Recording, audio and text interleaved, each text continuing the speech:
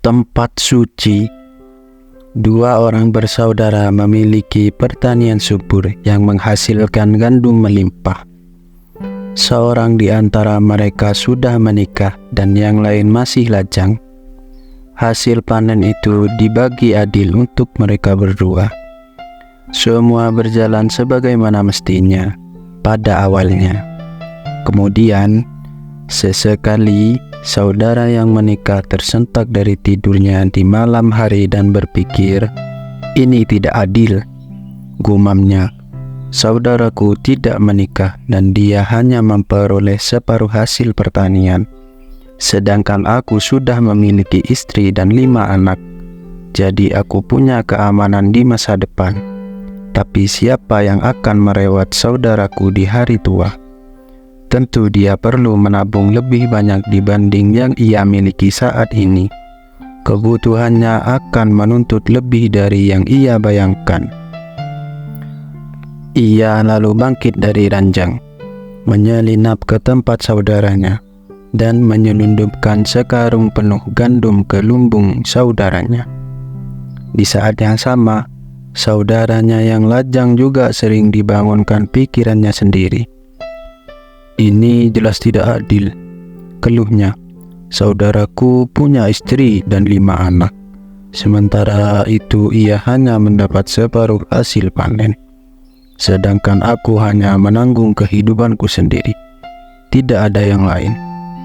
Jadi, adilkah jika saudaraku dengan segala jenis kebutuhan hidupnya menerima bagian sama denganku?"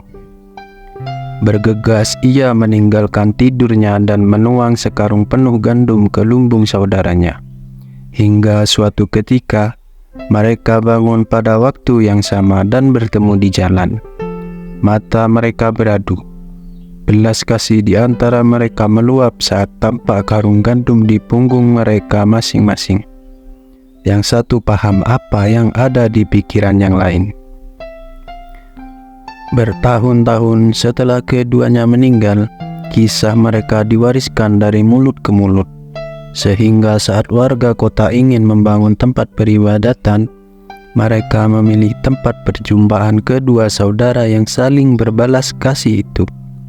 Sebab orang-orang tak bisa memikirkan tempat lain di kota itu apa yang lebih suci dibanding titik perjumpaan mereka. Apa yang disebut sebagai pilihan bagi manusia adalah kebebasan mereka menentukan, lalu mencari alasan di baliknya. Bukankah saudara yang memiliki istri dan 5 anak bisa menuntut lebih dari saudaranya, meminta haknya ditambah, sejalan dengan tanggung jawabnya yang kian menggunung? Di saat yang sama, bukankah saudara yang lajang dapat meminta bagian lebih banyak guna menabung untuk jaminan masa tuanya? Namun, yang terjadi justru sebaliknya. Hal itu membuktikan, sekali lagi, manusia cenderung menentukan pilihannya lebih dulu, untuk kemudian menjemput alasan dari masing-masing tindakannya.